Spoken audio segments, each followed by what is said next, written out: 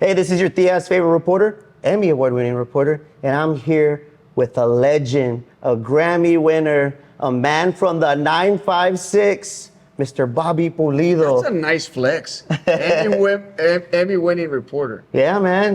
Congratulations. Thank you, man. Thank you. 3 years ago, I won my first Emmy, and it was cool. Actually, I don't know if you know Ramon Hernandez, the photographer. No. He's a photographer from San Antonio, and he was like Little Joe's publicist, and he did a lot in San Antonio, and he had told Little Joe about my Emmy, and I didn't know Joe knew, and so when I was interviewing Joe, he stopped the interview. He's like, "Just want to say congratulations." I was like, "Dude, that's awesome. this is my tocayo like telling me congratulations." I just learned about this, so I'm impressed. But you, man, you've accomplished so much, and 30 years in the game, man. Yeah. I mean, how's it been? It's been a roller coaster. As most things, I bet your career has been a roller coaster. Oh, yeah, for sure. Right? Yeah, there's always, it's part of the journey, have ups and downs, and sometimes you got to grind and push through, and it's part of it. But it's been a great ride, man. It really has, overall, a lot more positives than negatives, and so, I got no regrets. What was it like growing up in the Valley, man? I have a lot of friends from the Valley, all parts of the Valley. And it's just cool to I go visit, but it's cool to learn about it through their eyes, through their stories. What was it like for you? I'm from Edinburg, right? So Edinburg is very down home, man. Edinburg is its own little cocoon of people. Yeah. And it's very rural. It's not city. It doesn't feel like a city, and I love it that way. Yeah. It's cool, Everybody, we have an understanding when you're from Edinburg, and so it's been great. It was pretty normal. Yeah. I didn't had a pretty normal upbringing, man. My dad did a great job in letting my mom do everything, and my mom, she ran a tight ship, and so she raised us well. That's awesome. What was it like? I mean, your dad's a legend in his own right, superstar in his own right. What was that like? I mean, did you ever go on the road with him as a kid? Absolutely. I always look forward to going with my dad in the summers and in Christmas. Uh-huh. Like Christmas vacation, I was me and him. Yeah. And so I have a sister, and in our family, the girls are very princess and, girly. And so it was always like Bobby was ranching, hunting, and doing that kind of stuff. Right? Yeah. So I would always go hang out with my dad, and I had a great front row seat to watching him play all those years, Yeah. And it was in dance halls, because it wasn't clubs, just puros bailes. Yeah. And dance halls, and it was a great experience, good school for me.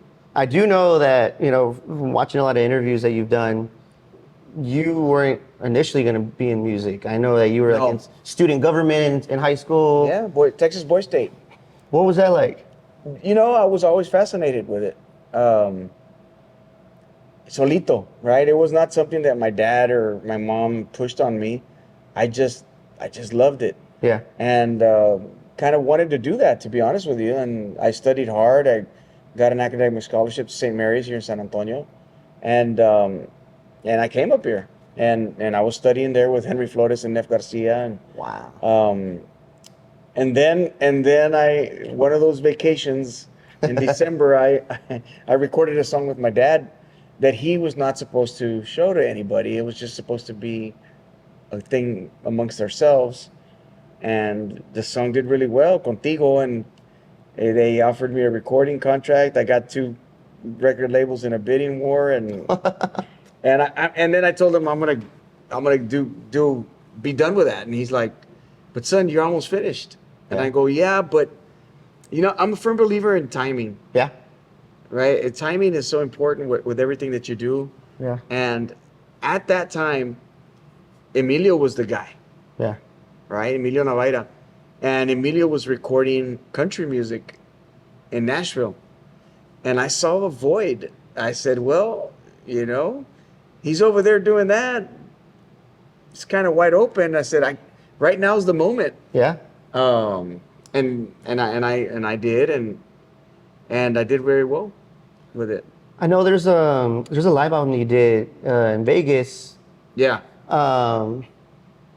there was a song that you did, but at the end of the song, you mentioned you bring your dad on stage, and then you're like, "This is the one that blew everything up." Is that the same song you're talking about? Yeah, contigo. Yeah, that's so crazy. I was Yeah. literally just listening to it earlier. I remember you saying this is the song. That was the song. Yeah. So you dropped Desvelado when the fall of 1995, right? 1995. Yeah. And that was not the first single. Oh, okay. No, the first single was No Sé Por Qué. Actually, a lot of people like Desvelado, but nobody really picked it for being the single. Yeah. I'll never forget, the Corpus Christi area is always known, back in the day, was always known to have rogue DJs. And those rogue DJs would always play whatever the hell they wanted to play, right? So the program, you'd go with a single. This is our single, but they were like, nah, scrap that. This is the good song. Yeah. And I'll never forget, No Sé Por Qué was a single, and we were driving through there, and I heard Desvelado on the radio, and I went, dude, it's not even a single, and they're playing it, right? And so sure enough, it caught fire. And when we started discussing the second single with the label, I told them, I think you need to take a look at Desvelado. And they said, yeah, we've heard the same buzz. And that's kind of the grassroots buzz that you start hearing. And yeah. That's crazy. I mean, 95, not to make anybody feel old, but I was born March 27, 95. Obviously, we lost Selena that month. And your career starts, almost that same year. I started after she passed. My career started right after she passed. What was that like for you? I know, not only was there the Emilio void, now there is the Selena void. That was a void that I did not. Hindsight's 2020, but going back in the day, it was a very big loss. She was the biggest star we'd ever had, right? Yeah. Up to then. But I really thought the industry was going to continue the same. Yeah. And it wasn't. And it never has been the same since. Yeah. I think that kind of caused the sadness and created a lot of sadness in people. Yeah. And you know what? Truth be told, I think that I didn't really see. People ask me, like, what was it like in the golden years with Tejano? And I'm like, I don't know. I wasn't there. Yeah. My dad got to see it. David Lee Garza got to see it. Yeah. Selena, Emilio, they were there in the golden age, La Mafia. But I never had that. I kind of cut after the fact. Yeah. So I kind of had to chart my own way. Yeah. I know a big thing for you was learning proper Spanish. Yeah. Especially, getting put through the one of the worst things a Mexican American ever be put through is the Mexican radio interviews where it's tough. They're gonna ask you the tough questions. Well, I would tell them, like, imagine if you went to the United States and I told you, do the interview in English. Yeah. How would you do it? It's tough. Yeah. But I like challenges, and so I buckled down. I said, I'm gonna learn. I have to learn. Yeah. And I did. It took me years, but I met my wife in Mexico City over there, and so I know Spanish perfect because of work. Yeah. And I took Spanish in high school, but it's not the same. No. It's not the same.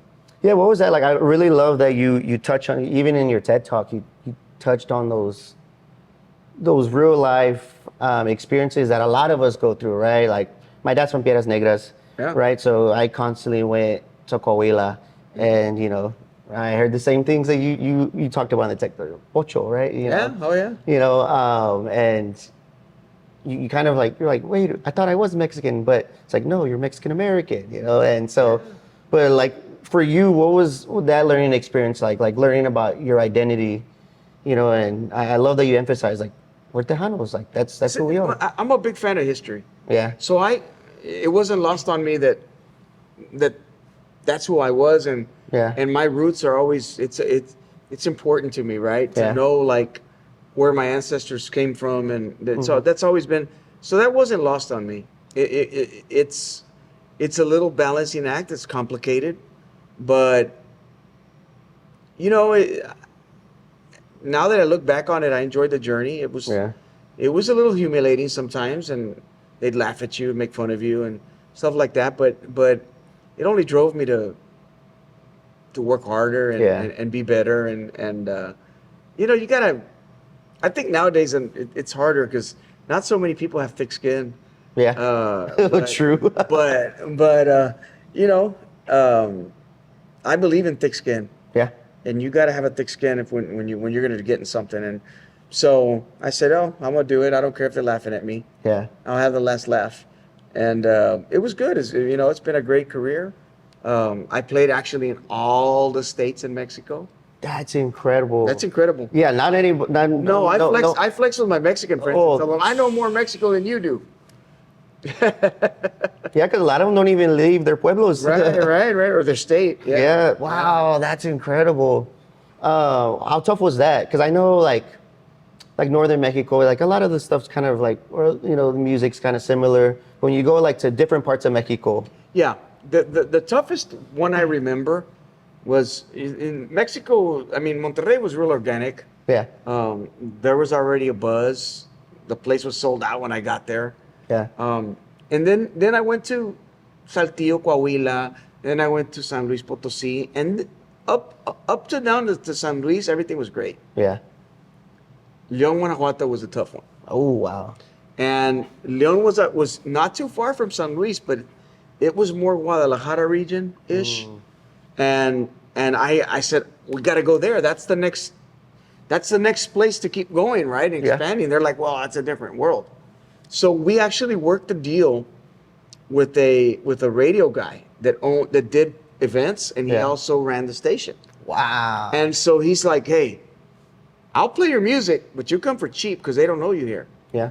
And I remember I went the first time, and man, dude, there wasn't that many people. Yeah. You know, we might have had a couple hundred, but I went so cheap that he didn't lose, right? But we did really good with those 100. They were excited, right? A couple hundred people were pumped up. How important is that as an artist, right? No matter if it's like 100 people or 10,000, like how important is it to still engage? It's important, but it's really hard Okay. because it starts jacking with your mind. You know, when you're used to going to a place where everybody's screaming about your name, Bobby, we love you. Yeah. And then you go to a place that's not even ugly, but just indifferent. Yeah. You gotta kind of get out of that comfort zone and say, I'm nobody here. And it's okay. Yeah. So you just work it and you keep, hey, and how's it going? And this and that. And you kind of try to put all that past you and not live in the, I'm Bobby Pulido, the superstar. No, I'm here to try to win your guys' support, you know, and your love through my music. And so the next time we went, charged a little more, the place was packed. Then we went the next time, sold out. Then they took us to a bigger place, sold out, right? So it was a process over years of saying, you know, you gotta go and knock on doors and just keep knocking and keep, and it's that persistence of just saying, you know, they don't know who I am, but I'm gonna go over there and I'm gonna show them who I am. And, That's so awesome, man. so it's a process, it's a mindset, it's a lot of work. Yeah. It's stressful, but it's also something that is very rewarding. Yeah. After having done it, you know. Yeah. Yeah. For you, I mean, your music's everywhere now. Like you can't even say like it's just Mexico and the U.S. Your music's everywhere. Like you see TikToks of people in Europe, Asia, like with your music. What's that like? I don't know. I mean, it's overwhelming when you think about it. Yeah. I never made it that way. That was never the goal. I Yeah. just wanted to make good music and be able to gig and make money. Yeah. And that was it. Like that was simple. I was that simple. So everything that happens is like that is surprising. It's gravy. Yeah. But I'm still that guy from the small town of Edinburg, Texas, and I'm still a normal guy, man. Like, Yeah. just like sports and, you know, like. I know you like to shoot guns. I do like to shoot. I'm Yeah, I love to shoot. I love to Yeah, shoot. you were talking about how you're a better shooter than you are a golfer. golfer. That's true. That's very true. I golf pretty decent, pretty good, but I shoot better than I golf. You're kicking off your tour here in San Antonio on your birthday, April 25th, right? Yes. At the Techport Arena. At Techport, that's right, with my dad. With your dad. Yeah. I mean, is that full circle? I mean, the guy who made you, or not made you, but y'all did, you did a song together. It wasn't supposed to be released. It got attention, and now you're closing this chapter of your life with the same man, the man that raised you. It is full circle, but I consider myself the luckiest man alive to be able to go out with my dad. Yeah. That's pretty cool. Especially because it takes me back. I was that guy, that was that kid that was sitting behind the drummer and watching the drummer play and watching my dad play and watching the people react and see how he, stuff that he did. And so that's, I'm blessed. That's all I say. I have nothing but gratitude for my dad and gratitude for the fans. I thank the fans always, thank you so much for supporting my dad, because it's a tough life. And throughout all that life that he had when I was a kid, you're gone a lot. Yeah. It's a very demanding thing. And so I always thank the fans for supporting, because of that, he was able to, put me through college and support all of us, the whole family. And, we would not have been able to do it if the people hadn't supported him. Yeah. So I'm grateful. I love that song that y'all did together. Y'all showed it on Johnny Ramirez's podcast, the Radio Guys podcast. And it was such a beautiful. The one he sang. Yeah. Cuida bien a tu mamá. Yes. Oh my dude, that video is just so powerful. So especially like for me, like I lost my mother when I was 15. She's like y'all's era. Like, she's a 1971 baby. She loved your music. She loved Selena's music. And I don't know, it's just the thing with music that it just has this way to invoke emotion. And it does. It's just, there's nothing like it. There's nothing like it. No, it's a great emotion booster when you're down too. Sometimes it just puts you in a good mood. Yeah. Music is wonderful. I love it. And I produced that song for him. Beto Ramon wrote it. And at first my dad was like, I need a cumbia. I go, listen to the words. Like, stop just listening to the beat. Like, listen to the words. This is a song you need to record. Yeah. And he listened to it. Well, it's pretty good. I go, well, I don't care what you're saying, but you're going to record it. Like, you don't have a choice. Yeah. Right? And so then he went, it's a great song, son. I'm like, well, I told you that. But that's one thing that you've talked about a lot is songwriting. How that's instrumental in what's gonna. It's not just songwriting; it's song selection. Song selection, yes. Because if there's a lot of people that want to write their own stuff, but they're really not that good songwriters. Yes. And so, George Strait was right there, right? George Strait, most of his career never wrote a song. He just knew how to pick the songs. And that's a talent, listening to that song and visualizing the arrangement that you'll make and the impact it'll have on people. So song selection is really important. Yeah. I have failed. There has been some songs that hit with other artists that I did not record. Especially like Intocable with Huracan. Mm-hmm. I didn't do it. Amor Maldito. Yeah, llorado tu amor maldito. I let that one go. Oh, man. They hit, yeah. Invasores Nuevo León, A mí que me quedó. There's just songs. Victor Garcia with Otra Vez. Give me that song. And oh, man. But I feel blessed that at least I have had good options, right? Yeah. Sometimes you don't always bet 1,000. But those stories are great to hear, though, because the other day I overheard, ¿cómo se llama? Pete Astudillo was talking about how No Me Queda Más was supposed to be initially for Mas.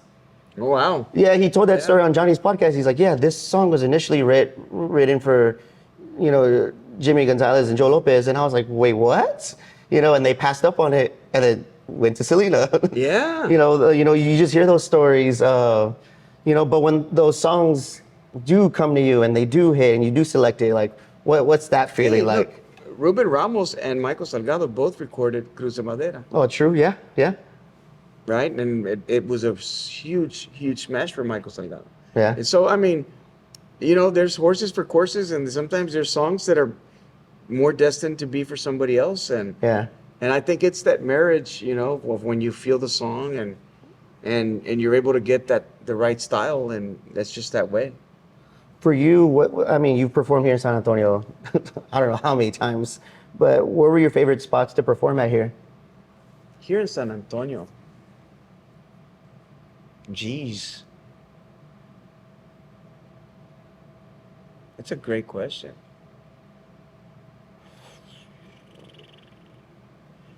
I would have to say probably my favorite stage that I've played at in San Antonio is Sunken Gardens.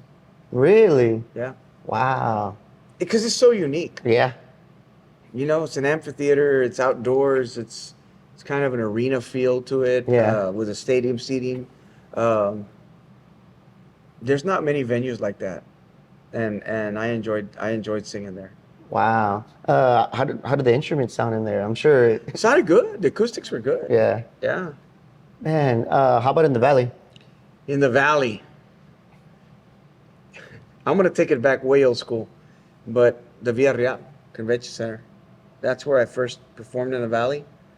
That's where I had my first wedding with my first wife. Intocable played. Oh, Yeah, but no, that's a flex. it was no, but it was Intocable when they first started out. Yeah, I was yeah. just a fan. Like I really dug them, and so Yeah, you're a big supporter of theirs. Like, I love how you show them love. I want that band. Like, I think they're amazing, and so yeah, I hired those guys. Wow. I got a great deal compared to what they cost now. Right. Hey, is the rate still the same from when I first met you guys? So what other dates that we do know of as of right now that are you excited for that you're gonna hit? I'm not a real big schedule. Just like me. I'm actually pretty bad with that. I don't know a lot of those gigs, but they can go on bobbypulido.com and you can see. There you go, You can see bobbypulido.com. where those gigs are, right? Yes. But it is across the United States and Mexico. I know that we have like an Anaheim, Bakersfield, Chicago, Racine, Wisconsin was there. Wow. Houston, Dallas, Florida. So it's pretty spread out throughout the country. Yeah. Yeah. So, I mean, you're calling it a career. You're still young. You're only 51, about to be 52. Yeah. Transition into politics. I know you have a poli-sci degree, and I didn't know. have a degree. I didn't finish. Oh, I thought you got your degree. Oh, wow. I did not finish. That's when I decided. That's why my dad was pissed off at me. Because that's what he meant. Right? You were almost done. I was almost done. Oh, okay. But I said, el mundo es de los aventados. So I said, I'm gonna try this, right? I regret not finishing. There's a few things I regret. Yeah. I regret not finishing, but I don't think I'm any dumber because I didn't get it. And so, but yeah. So I didn't finish. Yeah. Yeah. But I mean, the passion's still there. I mean, doing it in high school, like, not too many high schoolers, they want to play sports, they want to do, this and that. That was my passion, and it still is to this Yeah. day. Yeah, I follow it closely and have my own opinions. Yeah. On the way the world should be. Yeah. Right? Yeah. Well, we'll find out soon whenever you do announce whatever it is. Yeah. One thing I wanted to touch on that I'm gonna head down to the valley pretty soon is just the way school districts invest into the arts down there. The mariachi, the what? conjunto. School districts don't invest into the arts. They should, Oh, okay. but they don't. They get their budgets from the state government. Yeah. State government doesn't really put a lot of money into that. On the contrary, they're trying to cut it.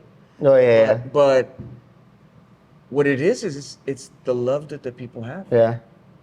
It's amazing. Yeah. There's programs, right? There's programs. They'll hire like a band director that gets maybe a stipend, Yeah. and that'll say, okay, I'll do the conjunto on the side. But there's no program where they buy the instruments. You know, an accordion is really expensive. Yeah. You know, drum set, you know, it's expensive. And so it's just the love of, it's the love of, and Yeah. we have the culture down there Mm-hmm. that has not been lost yet. Yeah. You know, I was in San Antonio Mm-hmm. in college, and at the time the music was still a part of our culture with the young folk. Yeah. Then years later, I had a chance. I came back to San Antonio, and I'll never forget. We took a drive through downtown. Mm-hmm. This was years later, like 10 years later, right? Okay. Yeah. At least, but yeah, 10 years later. And I saw a lot of Hispanic kids dressed like rappers, Yeah. and I went, oh, Yeah. this is different. Yeah. Yeah. Because hip hop was still young at the time, like 20 years old, maybe. It was. It was relatively young. Yeah. And I have hopes and dreams that one day we can provide a product that's attractive enough to the Yeah. kids, where they can support the music, you know, Yeah. because it's a part of who we are. Yeah, I mean, I would say as like someone, I'm 30 years old, right, and I'm guilty of that, right? I love hip hop, but I think for the last 10 years, I've fallen in love with the music that I grew up with, the music that we played at functions or we're cleaning the house, and calling my sister, hey, what was that one song that mom would play all the time? She's like, oh, that's Vida from La Mafia, or hey, what was this song? Like, I'll never forget. When I was, right after my mom died, my sister would always pick me up. I grew up on the west side, and she would pick me up and take me to my other sister's house, who I ended up living with, and Desvelado was playing, and I was just 15 years old. And I told my sister, I was like, hey, mom played this song all the time. What song is this? And she looked at me, and my sister's like 7 years older than me. That's Bobby Pulido. You don't know Bobby? I'm like, I'm 15. Like, we didn't have internet. Like, Yeah. we go to the Pulga and we buy the mixes. It's like cumbia, Tejano, y hip hop, right? And it's like a whole mix of like all types of music, right? And that's how I would digest it. Because when I was in the car with my dad, he would listen to corridos, Yeah. right? He would listen to like Carlos y Jose, Chalino, Lupio Rivera. And so, but my dad would also listen to Tejano. So it's just that like, falling in love with it, and I've made it like my mission the last 6-7 years to document it, like. Yeah. And whenever I see Sonny Ozuna performing, or Little Joe, or Ram, or Gary Hobbs, I'm showing up, and I'm like, That's great. That's awesome. and I want to document it because like y'all provided like decades of memories for us, and it's cool. And I think from my perspective, I've seen a lot of younger, because we see the Grupo Fronteras, right? We see Yeah, these of groups. course. And you hear that accordion, you hear like the song. But like if you see Grupo Frontera and the way they are, like they're younger, Yeah, that's what our kids are like in the 956. yeah, That's why there's still young kids over there yeah, that want to play, mm-hmm. and they love the music. And yes, being on the border, yeah, the regional dynamics are different than Mm-hmm. the geo dynamics are different because Yeah. you're on the border. So they like norteño. They're very influenced with norteño, but it's Yeah. okay. But they're Tejanos. yeah, They're Tejanos. Their influence is norteño music. yeah, But I'm still incredibly proud to be a Tejano, right? Yeah. And I love the word too. Like I always tell people, because people ask me like, there was a lady who interviewed me one time, and she's like, "Oh, so are you Chicano?" I was like, "Well, yes, but I was like, I like to use the word Tejano because it tells you, it's simple, right? Because if you say you're Chicano, you could be a Chicano from Arizona, Califas, right. Yeah, New that's Mexico. But if you say Tejano, it tells you what region I'm from, what state I'm from, and that I'm Mexican American, all in one little simple word. in all one word. And that's what I've always loved about the word Tejano, and that's what I use, to this day, proudly. And I'm glad, like you did when you won your Grammy, like you said, like Tejano's not dying. It's not just a genre; it's a culture. It is. And it's really cool because like we see different versions of it, right? Like I went to go see Little Joe in Dallas. I've never been to a concert in Dallas in my life, but to see those like North Texan Tejanos, like, and I was like, wow, like this is cool. There's Like, a lot of us there. yeah, You have a lot of us. and then it was at what's that? Billy Bob's. No, not Billy Bob's. The Okay. other one. It's Hijo de su, it's Gillies? not Gillies. It's like a Texas ballroom. One of my buddies said I saw the Sex Pistols there. Longhorn Ballroom. I don't know that one. Yeah, apparently it's been there for like Joe. He's like, I haven't been here in 30 years. Yeah, I've never played that. I was like, oh Never wow. played that venue. But Billy Bob was, man, I see so many cool like YouTube videos of all of y'all performing there. I was like, Yeah. man, I was born in the wrong era because I would have loved to. No, you weren't. You were born in the different era, so you can, so your generation can experience what you want, and you Yeah. can kind of promote it. So I think it's wonderful. Yeah, and that's why I love my good friend. You also friends with her, Veronique, in the Valley. Yes. You know, love what she's doing down there, and love that she has this passion to just document things, and you know, and I tell her, I was like, she got her degree in archiving, her master's, and I'm like, hey, like, I need help. I'm doing as much as I can here in San Anto, but you got to hold it down in the Valley for me. Yeah, no doubt. Whenever I can't make it. But I wanted to ask you a question, and I've asked everybody this. Who are your top male Tejano vocalists? Not like fundamentally like the best, but like Joe Lopez. Joe Lopez? Hands down. Hands down. Why? You're probably gonna ask me why. What I loved about Joe is Joe. You can showcase your voice and do a bunch of and Joe never did that. Yeah, it's always like he was talking. He's straightforward. Yeah. Gave it just the right amount of vibrato in the voice. Didn't put too much cream on it. Didn't try to jazz anything up. Yeah. He just came right at you, and his early work Yeah. is, in my opinion, in Tejano is the best by far. Yeah. Yeah, there's a lot. Yeah. No, for sure. It is crazy too, the amount of records they put out. Like just Yeah, I mean, crazy. but just Yeah. a blessed guy, man. Blessed with a great voice. I know one thing that you talked about is just like, you know, protecting your voice and, Oh yeah. you know, Well, I went through a lot of health issues Yeah. that were affecting my singing. Yeah. And so I had to fight those for many years. Yeah. Surgeries for reflux and things like that. No surgeries on my cord. Oh, yeah. Never damaged that. But surgeries in what was causing me to struggle. Yeah. So I'm past it, and I'm blessed. I'm blessed for that, and I've always taken care of it. I mean, a singer is not a guitar player, is not a bass player or drummer. You know, we have to, we're our own instrument, and we have to make that sound, Yeah. and we have to bring it. And you know, it's not like any other. It's unlike any other instrument where you play the note and the note comes out. Yeah. You know, you play the note, you pull the chord in, it's gonna come out. Yeah.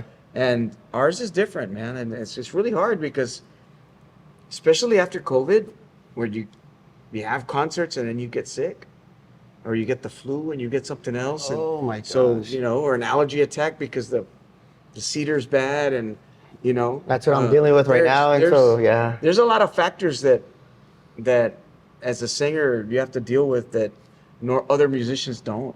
Well, what do you do? Do you drink tea, like hot tea, or what, like do water? The secret's trying to sleep. Oh, okay. Yeah, that's the best way to get is sleep a lot, Yeah. like at least 10 hours. Shoot, Yeah. I need to start doing that because, Yeah, continuous. oh man, Vicente Fernandez gave me that tip. really? Yeah, yeah. Yeah, that's what I wanted to ask you too. Before we wrap up, who, aside from your dad, obviously, who were those musicians, singers that you were listening to growing up? Growing up, my dad was on a trip with Roberto Carlos, Juan Gabriel, Rocío Dúrcal, Oh my gosh. Mocedades, a band from Spain. Those were the main ones that my dad would. Hmm. And like anything, man, we would listen to what my dad would listen to. Yeah. And ironically, like My dad didn't listen to Mas, but my Uncle Jimmy, who's now my manager, he was my first drummer, was a huge Mas fan.